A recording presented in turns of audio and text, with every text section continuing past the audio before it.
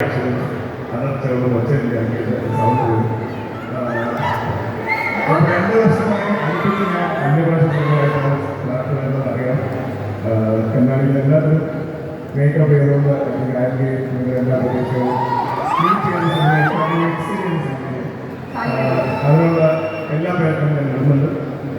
കൊച്ചി തന്നെ നമ്മൾ most issue ഞാനിപ്പോൾ ക്യാമ്പൊക്കെ ചെയ്തത് ഇത് എൻ്റെ കരിയറിൽ തന്നെ എൻ്റെ ഏറ്റവും അംബിഷ്യസ് ആയിട്ടുള്ള സിനിമകളാണ്. ഞാൻ 2019 അപ്പോൾ 6 കൊല്ലമായിട്ട് ഞാൻ ഈ സിനിമയുടെ യാത്ര ചെയ്യുന്നത്.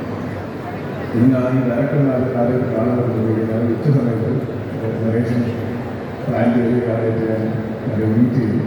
ക്യാമറ വിളന്ന് വന്നു 5 മണിയായി 6 മണിയായി 7 മണിയായി 7 മണിയായി നമ്മൾ സിനിമ എടുത്തൊരു വിളന്ന് പോകുന്നു.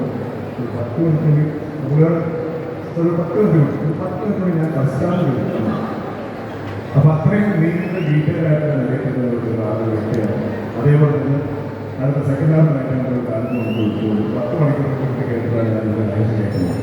അപ്പോൾ അത്രയും ഡീറ്റെയിൽ ആയിട്ടുള്ള ഇൻട്രിക്കറ്റ് ആയിട്ടുള്ള ഡ്രാമയുള്ള ത്രില്ലേഴ്സ് ഉണ്ട്, റൊമാൻസ് ഉണ്ട്, കഥയുണ്ട്, സിനിമയാണ്.